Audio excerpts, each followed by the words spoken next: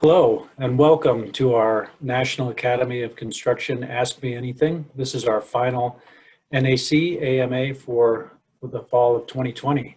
Thank you for joining us. I couldn't be more excited to be talking with you today. My name's Keith Molenaar. I'm an NAC member and a professor at the University of Colorado Boulder. Let me tell you a little bit about the AMA and the NAC, and then we'll jump right in. The National Academy of Construction was established to recognize our industry leaders. An important purpose of the Academy is to provide a network, a system of linkage between our past and present participants in the construction industry.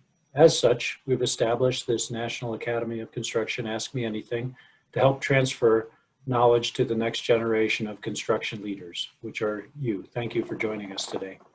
The format for our AMA is simple. Our speakers make a short presentation about their careers and give you a little bit of their perspective on the industry. And then I will ask questions from you all here. If you've not already, please do right now email your questions to nacama@colorado.edu. Again, that's just all one string of letters, nacama@colorado.edu. And at the end of our presentation, one student will win a $500 scholarship. So stay on till the end to learn who's won. I'm thrilled, just thrilled to talk with our speaker tonight. Jesus Chema de la Garza became the department chair of civil engineering at Clemson University in 2019.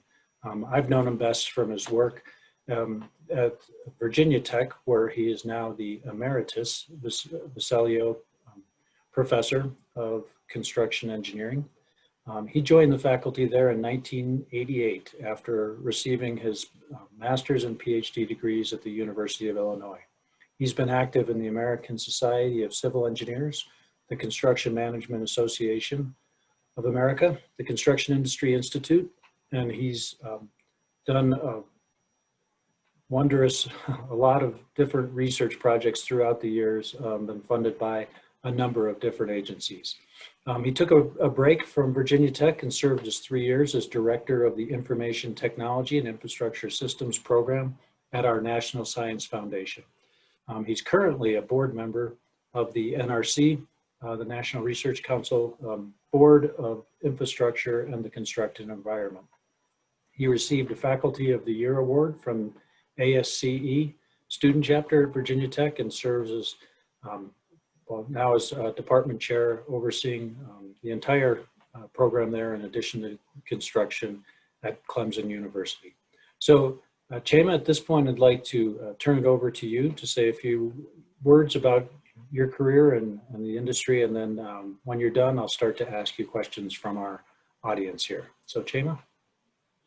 Well, thank you very much for the kind introduction. I will describe my background by going through some pictures, and I only have one slide. So I went to school. I was born and raised in Mexico, so I went to school at Monterrey Tech in Monterrey City, and that's where I got my degree in civil engineering. From there, I went to Mexico City and was working for the largest construction group in the entire country. It's known as the ICA group. At some point, ICA also formed a joint venture with Fluor, the US-based company, and the joint venture was known as the ICA Fluor joint venture. I spent 4 years in Mexico City building mid-rise buildings. And from there, I always knew that I wanted to go back to grad school. And so going to work for the construction industry was just for me to get some experience. But even from when I was finishing my undergrad in civil engineering, I knew that I was going to go to grad school. It was a matter of when. And so from my 4-year stint with the ICA group, I went to Urbana-Champaign, the University of Illinois, at Urbana-Champaign, where we spent 6 years. The first 2 years obtaining my master's degree, and then the next 4 years working on my PhD. At that point, I didn't know what I was going to do in life. Should I go back to the construction industry or should I seek new opportunities? I didn't know I would be good at doing research and teaching. I had just finished my PhD. So I decided that I could take some risks. And so I decided to start looking for opportunities to do research and teaching. And so I began applying for academic positions. And that's what took me to Virginia Tech. As Professor Molenaar indicated, I landed at Virginia Tech in 1988. I was there for 31 years. Believe it or not, I had never thought that I was going to leave Virginia Tech, let alone retire from Virginia Tech. While at Virginia Tech, I had the opportunity to go on sabbatical. And so I went on sabbatical for a year to Sweden, where I spent a year in Chalmers University of Technology in Gothenburg, Sweden. Spent a whole year there. Winters are brutal. Summers are beautiful. Springs are beautiful. I came back to Virginia Tech after my sabbatical. Then I had the opportunity to also have a visiting professorship at Arizona State University. And summers are brutal. It's 110 degrees during the summer. So I went from Sweden's winter to Arizona's summer. Came back to Virginia Tech, and then I had my most recent opportunity of a sabbatical was at Georgia Tech in 2015, where I spent one semester there at Georgia Tech with my colleagues there. As Professor Molenaar indicated, I spent 3 years as a program director at the National Science Foundation. And basically my job was to review proposals, have proposals peer-reviewed by academics in the field, and then determine which proposals should be funded for research. Those were 3 wonderful years. I have to tell you that before going to NSF, I knew that I knew very little about anything, that my knowledge was very small. When I landed at NSF, it confirmed that. It confirmed that, how little we know about our profession. NSF is a wonderful organization. And imagine doing strategic planning at NSF let's have a look at the strategic plan of NSF for the next 20 years. That's a mind-boggling process in itself. How do you do that at an organization that focuses on creating the next generation of the body of knowledge? In my path to now Clemson University, I have been very, very active with 3 organizations. One is the American Society of Civil Engineers, and I have participated with the American Society of Civil Engineers, hosting conferences, track share of conferences, publishing. I'm currently the chief editor of the Journal of Construction Engineering and Management, and I've been in that role for about 10 years now. And that's an activity, a service activity, something that faculty do. Is a pro bono service activity to the profession. I have also been very active with the Construction Management Association of America. I founded the student chapter of CMAA at Virginia Tech. And similarly, I have been very involved with CII, the Construction Industry Institute. In fact, when I was a grad student at the University of Illinois, I was funded as a grad student by one project that my advisor had from CII. So I literally have been involved with CII for more than 30 years. And now here I am. I'm a Clemson Tiger. I hope my orange doesn't shine so much on your face, but it's a beautiful place, Clemson University.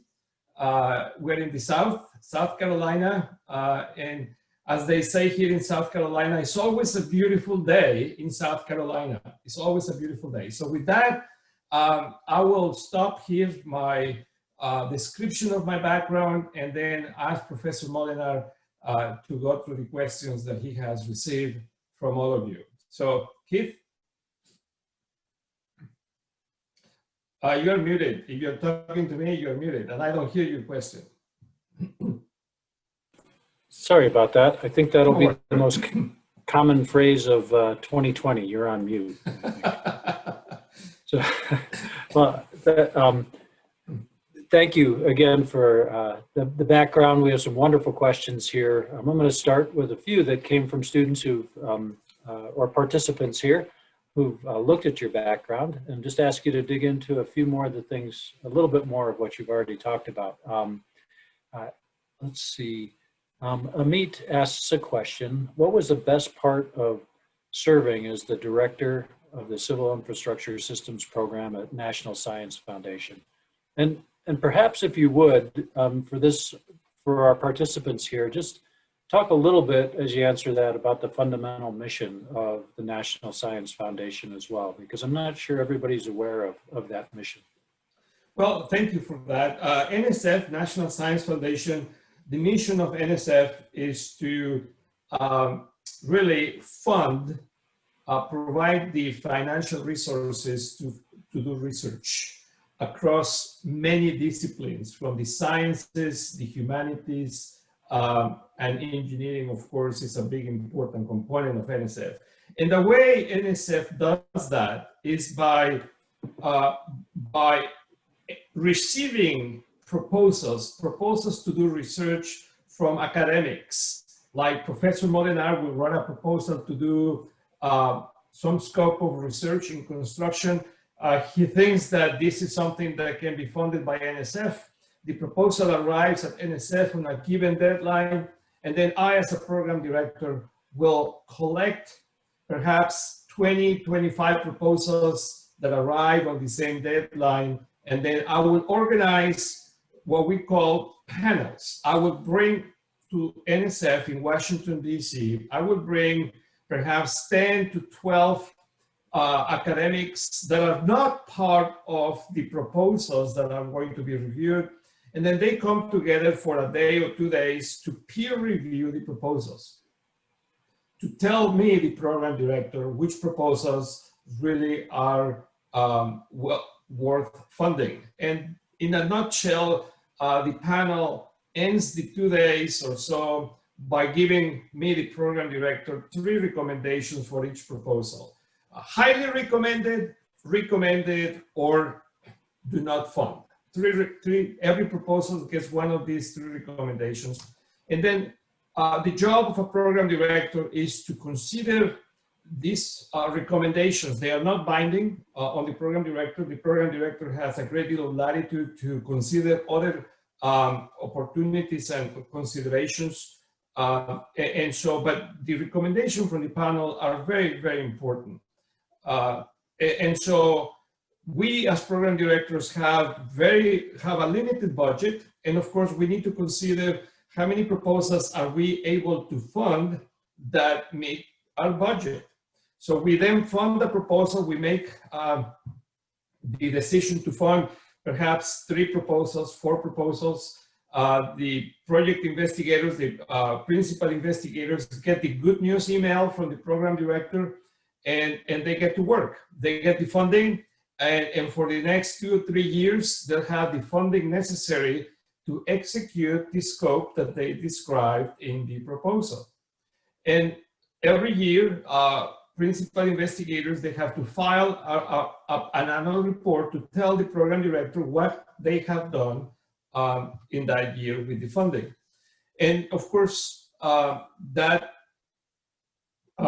produces students that end up earning a master's degree, students that end up earning a PhD, those students with the faculty, with the principal investigator, create publications that are sent for peer review as well, and eventually get published in journals or conferences. And so it is an ecosystem. The funding of research is the means to achieve a higher goal. The higher goal is to create a body of knowledge. And we create knowledge by performing research with the help of students who are very much part of the engine that creates and executes the research. So for me, going to NSF for 3 years, it was the most wonderful but humble experience, because it gave me this vantage point. It's a vantage point. You're at the pinnacle of where knowledge is created and funded.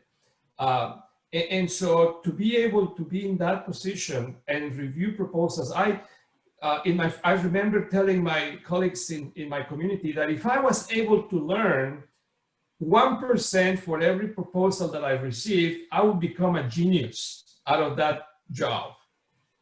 Because the amount of knowledge that you are exposed to by reviewing these proposals is just tremendous. Now, in my role as chief editor of the Journal of Construction Engineering and Management, I'm on the other end of the spectrum. I'm now on the end where faculty and their students have written their papers and they want to have them peer-reviewed and published. So that has been a very unique experience, in that I spent 3 years funding research, and now I've been spending the last 10 years peer-reviewing the manuscripts that the faculty and their students have developed from that funded research. So it has been a very unique, humbling experience for me, the two ends of the spectrum. Thank you. That's a wonderful description, and thank you also for serving the community that way, both with the National Science Foundation and with publishing the journal. I know those are both service-oriented things that you do to help the industry. I have a question that relates from Geraldine. I think she'd like you to speculate a little bit, given your knowledge here. So, looking into the 10 years into the future, how do you see the construction industry? That could be in terms of innovation or technology implementation, or how we could be more efficient and sustainable. Well, once again, I do have a crystal ball. So I want to give you a sense of what my crystal ball tells me. If you think about it, to look at the next 10 years, and it wasn't me who coined this phrase, but it was somebody else who said, the best way to invent the future, the best way to predict the future is to invent it. So if you want yourself to predict the future, you have to play a role in inventing it. So think about that. That means that you are about to finish your career soon. Perhaps you're going to go to grad school like I did, and then get a master's degree. Perhaps you will also want to get a PhD, maybe not. But then you eventually will join the industry, either with a Bachelor of Science, with a master's degree, with a PhD. And now you have this responsibility to predict the future by inventing it. You have to play a role. The future is not going to come from a, well, I'm sorry if I'm going to ruin it for some of you, and I apologize ahead if I ruin it for you, but there is no such thing as a tooth fairy, and I'm sorry if I'm ruining it for you, if I'm bursting your bubble. There is no such thing as a tooth fairy. So the same is, there is no such thing as the future fairy. You have to play a role in inventing it. Now, when it comes to the industry, 10 years is a very short time. 10 years is a very short time in a construction industry. It's really not that much. Obviously, information technology is playing a key role, because that is becoming ubiquitous in our job sites and in our construction industry. There is no longer any excuse not to document digitally what's going on the job site. There is no longer any excuse not to project, not to forecast into the future, not by having just two-dimensional charts, but by having three-dimensional, four-dimensional, and five-dimensional models that can tell you where the project is today and where the project is going to be in the future. That is today. So if you fast forward this technology 10 years, I am not going to be surprised to see the proliferation of robots, more robots doing heavy lifting tasks in the industry. And these robots, by the way, they don't have to look like humans. You know, if you think about your dishwasher at home, your dishwasher at home is one of the most efficient machines that doesn't do dishes like you and I do. And so you and I get, when you and I do dishes, we do it one way, but when the dishwasher is doing them, the dishwasher is a robot in itself and is doing dishes very differently. The same is true for our industry, construction industry. The robots that are going to be joining the job site, they don't have to look like humans, like in the movies do. They don't have to install the materials like humans do, because robots don't have the limitations that we do. So in my opinion, I think we're going to see a much higher degree of automation in the industry, no longer on the information technology side, but also on the hardware side of the equation. And so obviously that is going to affect significantly and improve significantly safety, because if a robot falls and breaks, well, all we have to do is order one or order a replacement one. We don't have to worry about notifying the family that there's been an incident, a safety incident with some craft workers. So safety is going to improve automatically as a result of having more automation in the industry. So that's how I see it. Automation, soft automation with IT, and hard automation with robots. In the next 10 years, that's, 10 years is not really that much time into the future. Thank you. Appreciate that answer. I have a number of questions from students who are graduating. Looks like we're having some students who are getting very close to graduating here. Jeff's asking, would you recommend going to grad school? Or should we go straight into the industry after graduation for more experience? Well, good question. Let me tell you that I am the product of having gone to industry for 4 years before going to grad school. But I told you in my introductory remarks, I knew already, before I graduated with my bachelor's degree in civil engineering, I knew that I wanted to go to grad school. I was just going to make a stop in industry before heading to an intermediate stop in industry. It was not a question of if I wanted to go to grad school, but it was a matter of when.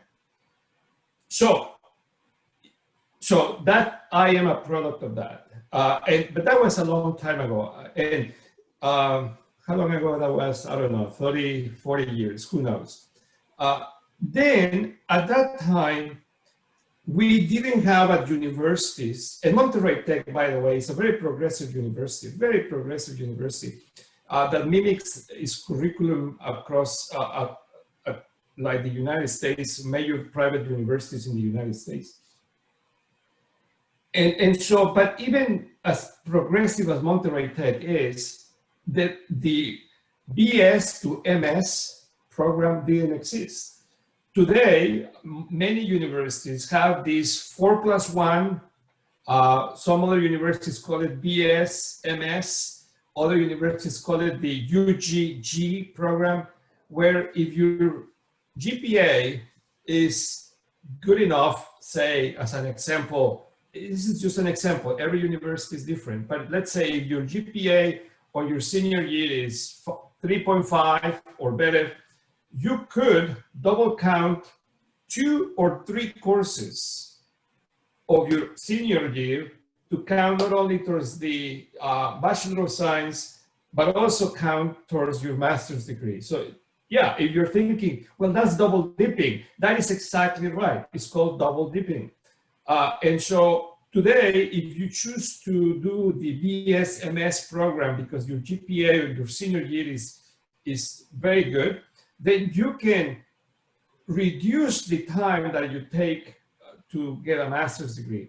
You see, a master's degree is only 10 courses, 30 credit hours, 30 divided by 3, that gives you 10 courses. So if you can double count 2 or 3, you only have 7 left to do on your master's degree. So you'll be done with your master's degree within a year, for sure, for sure. So if you are in a position right now where your GPA is that good, you should take advantage of the BS MS program, the 4+1 program. Now, let's assume that you are not in that GPA. Maybe your GPA is 3.1, 3.15, 3.2. Well, all that means is that instead of taking you 1 year to finish your master's, it's going to take a year and a half max, because you have to do all 10 courses. My advice, even though I'm a product of having gone to industry and then coming back to get my master's degree, that was a long time ago. Today, I advise my students, when I was at Virginia Tech and now at Clemson, that if they have the opportunity, they should go for their master's degree right now. You are in the environment of going to classes, taking exams, getting things done. You might as well get your master's degree. And if you have as a goal to get your PE license, getting your master's degree counts towards one of the milestones that you need to accomplish to get your PE license. So today, in these days and times, I'll tell you, if you were in my office asking me that question, I would say, go for it. Either as a 4+1 or 4N1. Right now, there is so much knowledge created that you're going to be landing with industry at a higher level of productivity with a master's degree than without a master's degree. You are going to be given more responsibility when you land your entry-level job with a master's degree than without a master's degree. And of course, the more responsibility you have, the steeper your ascent trajectory into the organization. So if you have the opportunity, just do it. Thank you, Chema. I appreciate that. That's excellent advice. We have some other students who are asking what they should do when they graduate. Jack, Dana, and Joel want some advice if they're graduating next month, or what they could do to find an exciting, unusual, or unique opportunity in the construction industry. Well, these are very exciting times. You know, COVID is temporary. COVID is not sticking around, and if you've been paying attention to the news from yesterday and today, we have a vaccine coming online pretty quickly. So COVID is temporary. As soon as COVID is done, we're going to have to reinvent our industry and pick up where we left behind. So what do you need to do? Well, let me tell you a little anecdote. Thomas Jefferson, and most of you will know who Thomas Jefferson was telling one of his cabinet members in the Oval Office, he was telling them, he said, you know, I'm not a believer in luck. I don't believe in luck. This is Thomas Jefferson talking. But funny, lately, I have found that the harder I work, the luckier I get. Get my drift? This is Thomas Jefferson talking. And so, the harder you work, the luckier you get. There is no shortcut to greatness. You have to pay your dues. You have to earn your path to prosperity. There is no shortcut, and you have to work hard and smart to be able to get lucky with the promotions, with the assignments, with the opportunities. And so that's step number one. When you come out of your college degree, no company is going to make you vice president of anything. No company is going to make you project manager of any project. You have to start at the entry-level position and develop the knowledge that is required for you to advance within the organization. Roughly speaking, if you want to get to the project manager level, it's going to take you anywhere from 7 to 10 years to be able to have the responsibility as a project manager for a sizable project. So you have to pay your dues and be diligent about it. The other thing that I like to suggest you do, that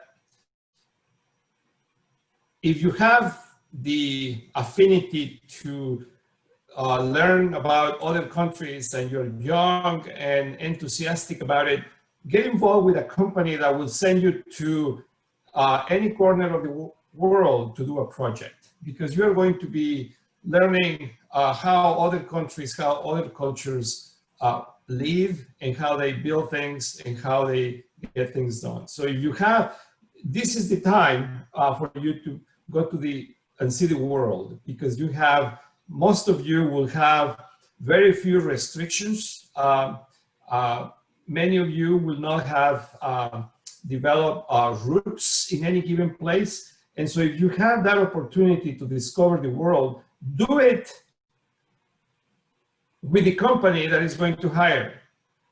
Let the company pay you to send you places.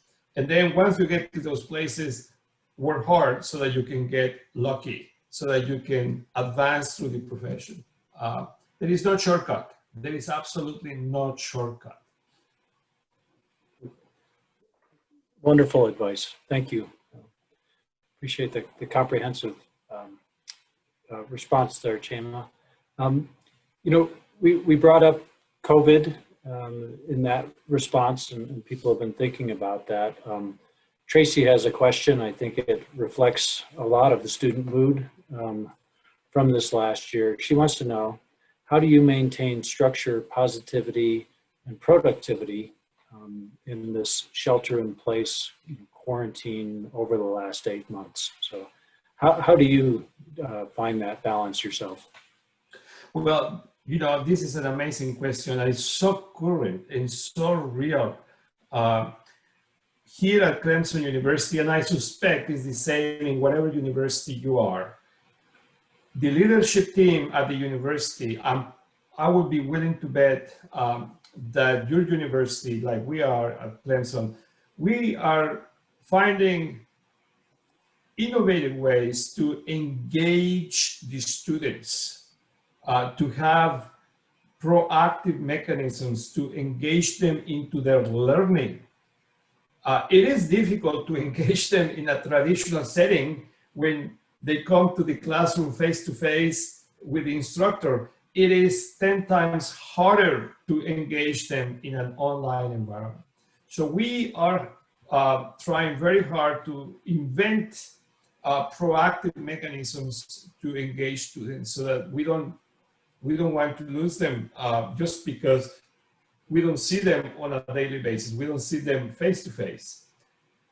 So that's very significant. How do we engage you? Secondly, I was telling my leadership team at Clemson just yesterday that I'm extremely worried about me as a department chair developing blind spots, just like your car. You know, most cars have blind spots where you don't see what car is on your right and what car is on your left if they are in certain locations. They are called blind spots. Well, I have now, after 8 months of being in this medium through Zoom, I feel as department chair that I have developed those blind spots. And I asked my leadership team who have a closer sense of the pulse of the students, the undergraduate student coordinator and the graduate student coordinator. I said, you have to be my blinkers, you have to be my rear view mirrors, you have to be my side view mirrors who tell me, who blink when there is a car next to me. You need to be that, because I want to get rid of my blind spots. I need to know what the pulse is with the students. And if I have that sense of developing blind spots, I'm pretty sure that students are developing an equivalent sense of being disengaged. You haven't developed a sense of belongingness in the classroom, perhaps belongingness within your profession, just because you are not forging friendships with the faculty, with the staff, and with your fellow students. I think these feelings are real.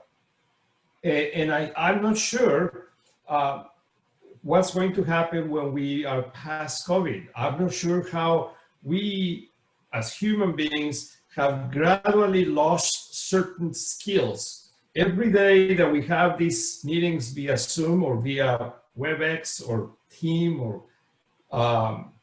Skype or Blue Jeans or whatever medium, without realizing it, perhaps we are losing skills, human skills that we had before that help us get through life, professional life and personal life. Now it's just a computer screen. And I don't know, I don't have an answer to that question. What's going to happen after we go back to our normal real world and discover that we lost the touch, we lost the skills that we had before. We now don't know anymore how to behave in a professional meeting where there are 20 people around the room, because we didn't have to do that before for a year or so. We were doing it in Zoom. So I think the jury is out as to what's going to happen with all of us after we go back to what used to be normal before. But I am very aware and worried about that. I'm not oblivious to that effect. And so I'm asking my leadership team to help me develop proactive engagement activities with our students, and also to become my side view mirrors so that I don't develop any blind spots and I'm able to exercise my leadership skills to the best of my ability. Thank you for that answer. I think great advice. Just realizing that we do have blind spots is the first step in being able to see those things that we're missing. So yeah, thank you. You know, throughout this year with COVID as well, we've also, as a nation, become more aware of racial issues.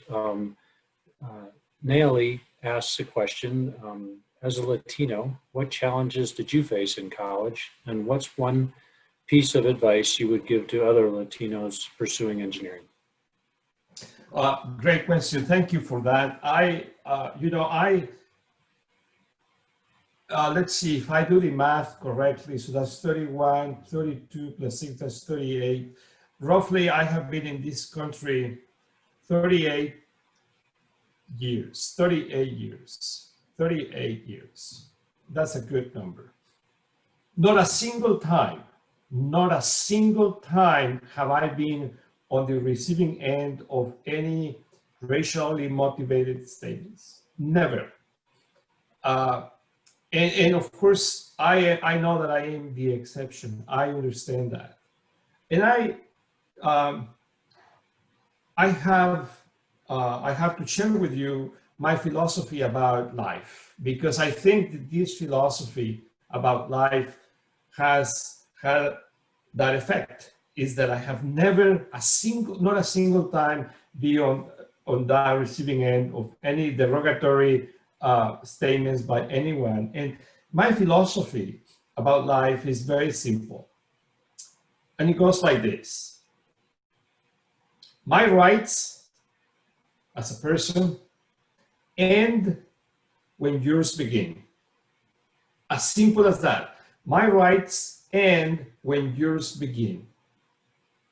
And if you adopt the same philosophy, then your rights will end when mine begin. And what that means is mutual respect.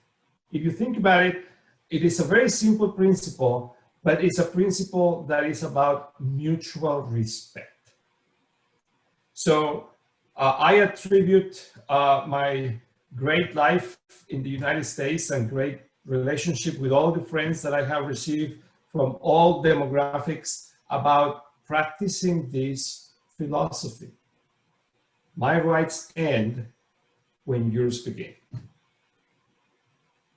Excellent. Thank you. It's very thoughtful, personal answer. I appreciate you sharing that. We got about 5 minutes left. We have about that time. So I do want to get to a number of questions. I'll try and synthesize a few. Both Dennis and Victoria really have a lot of respect for your list of accomplishments and all that you've done through your career. They're curious about how what you still want to do, and then how do you set and achieve goals personally? Well, thank you for that question. I was hoping that somebody would ask that question, because I have to tell you that I did retire from Virginia Tech after 31 years. I thought I was just leaving Virginia Tech to go to Clemson. But human resources said, no, you can actually retire and you can enjoy some of the perks of being retired from Virginia Tech. I said, okay, let's do it. And when I signed the paperwork as retiree at Virginia Tech, there was some realignment, automatic realignment in my head about my goals and my aspirations and what I wanted to do at Clemson. You see, for 31 years at Virginia Tech, every single day, I felt like a bulldozer with a blade pushing dirt forward and forward. Find another student, help the student get his degree, her degree, write another paper, write another proposal, get it funded, execute the work. Every day I felt like a blade in a bulldozer, just pushing dirt, trying to be as successful as I could. And I was so lucky to work with so many bright grad students and undergrad students that I did achieve more than I probably should deserve in terms of accolades from my colleagues. And the transformation happened when I retired. When I got to Clemson, I have to tell you this because very few people know this. My job now, I don't have that blade working for me anymore. That bulldozer blade, I still have it. But now my job is how can I use this blade to make my faculty be as successful as they want to be. There is nothing I'm doing right now for my benefit. Nothing. Nothing that I'm doing right now for my benefit. Is everything that I do is making my faculty, leveling their field, motivating them so that they can become as successful as they want to be. That is my job. And you may not perceive the difference, but it's so radically different. It's 180 degrees apart.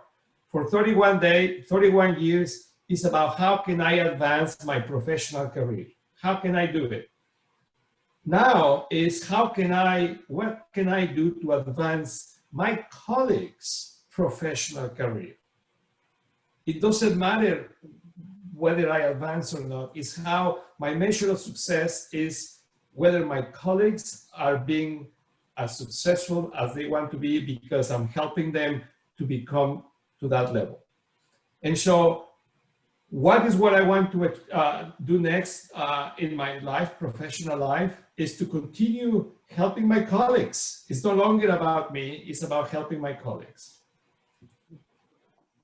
Yeah, thank you. And I know you from your service, not only to your colleagues there, but to the community as well. And we appreciate that. And it's helped the community to be better with what you're doing. So thank you for doing that. I guess we're down to our last question here. We have a couple PhD students, it looks like, on the in the audience here. So Amit has a question. What advice would you give for a first-year PhD student? And maybe for the non-PhD students, you could say a little bit about what is the benefit of pursuing the highest level degree as well. Well, you know, PhDs, I'm sharing my personal experience going through my PhD process. I think it's like going in a tunnel without lights. You're sensing your way out of this labyrinth of pathways in these tunnels just by sensing your way through your hands. Being in a PhD program, it is a unique situation. I hope that you as a PhD student will develop a close professional relationship with your advisor. with your committee, because you need that sense of connection, because there will be weeks where you wonder, what did I do this week? Let me tell you, there will be months where you wonder, what did I do this month? And so being in a PhD program, you know, when you are in the BS degree, you make progress by checking off boxes for each course that you take. When you are in the master's program, you do the same. You have 10 courses and you check boxes, and then all of these things, I'm done.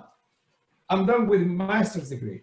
A PhD is not about taking courses. Of course, you have to take courses to make up for some background that you need to execute your research.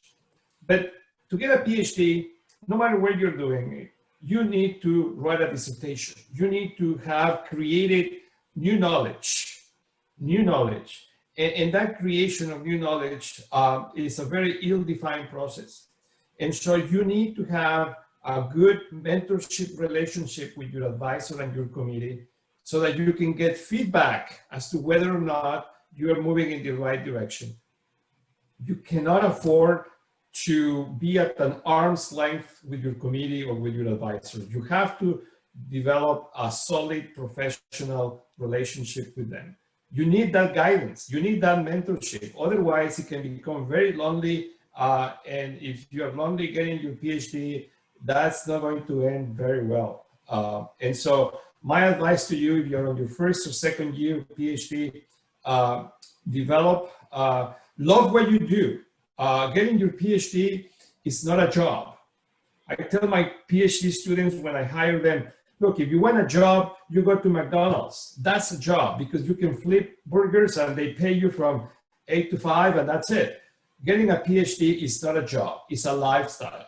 It's a lifestyle. You have to put the time, you have to put the hours, you have to put the imagination and the creativity to be able to put that, to develop that contribution to the body of knowledge. Make sure you have a solid, positive relationship with your advisor and your committee. That is essential. That is essential. Thank you, Chema. I really appreciate it. And I know many of your PhD students from over the years. I think they've benefited from that advice as well. So, but unfortunately, that brings us to the end of our time together. Chema, I just can't thank you enough. This has been really wonderful. I've learned a lot listening today. I wanted to give you a chance just to say a final few words to our participants, and then I need to thank a few people and announce the winner of our scholarship. Well, thank you, Keith, and the National Academy of Construction for extending this opportunity for me to share my experience in life, personal and professional life. It's been rewarding. You know, every day I'm so glad. Sometimes you tell people it's good to see you. Well, it's great to be seen as well, because life is wonderful. Life is wonderful. And as long as you appreciate life, the challenges and the rewards that life brings you, then you're going to be heading into good places. So thank you, Keith, for extending the invitation. Thank you to the National Academies for allowing me to be here. And I would couldn't end this presentation without telling you what I do when I'm working with Clemson alumni. I will have to end with "Go Tigers! Go Tigers!" Thank you, Chema. I really appreciate it.